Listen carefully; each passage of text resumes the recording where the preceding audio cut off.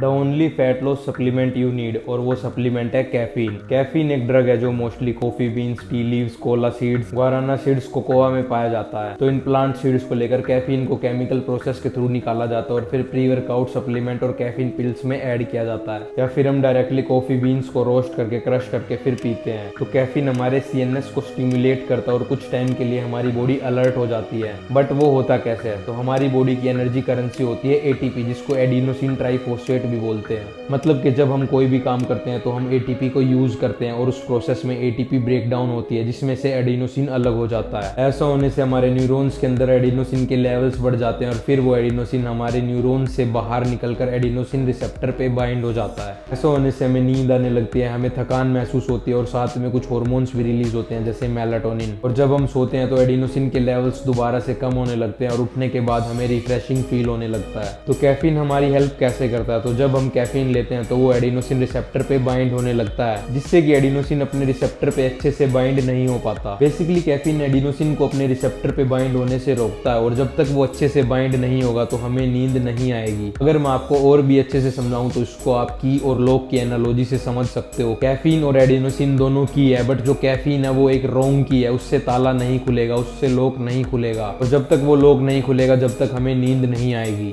Same ऐसे ही adenosine receptor हमारे heart और किडनी पे भी होते हैं, और जब कैफीन रिसेप्टर पे बाइंड करता है तो हमारी हार्ट रेट बढ़ जाती है, हमारी किडनी में यूरिन का प्रोडक्शन बढ़ जाता है, और जिस प्रोसेस में काफी ज्यादा एनर्जी यूज होती है। तो ये हो गई उसके पीछे की साइंस। अब बात करते हैं कि फैट लॉस के टाइम पे कैफीन आपकी कैसे हेल्प करता है। फैट लॉस के टाइम पे हमें लो एनर्जी फील होता है, हमें ड्राउजीनेस फील होती है, क्योंकि हमारा जो फूड होता है वो काफी ज्यादा कम होता है। तो प्री वर्कआउट में कैफीन यूज करने से हम कुछ टाइम के लिए अलर्ट हो जाएंगे, जिससे कि हम लंबे टाइम तक और इंटेंसिवली वर्कआउट कर पाएंगे। सभी की कैफीन टॉलरेंस अलग होती है, 100 से लेके 500 mg एक गुड रेंज है। अगर आप कैफीन ज्यादा यूज नहीं करते या फिर अगर आपने अभी यूज करना स्टार्ट किया तो 100 mg से स्टार्ट करना अच्छा होगा, क्योंकि ओवर टाइम हमारी कैफीन टॉलरेंस बढ़ने लगती है। तो सेम इफेक्ट पाने के लिए आपको ज्यादा डोज यूज करनी पड़ती है, तो कम से स्टार्ट करना ज्यादा अच्छा होगा। तो आप कॉफी पी सकते हो, बट आपको ध्यान रखना है कि उसको पीने के बाद आपको कोई भी डाइजेशन प्रॉब्लम ना हो, या फिर आप कैफीन टैबलेट या प्री वर्कआउट सप्लीमेंट यूज कर सकते हो। Do read the caption for more. I hope this video helps.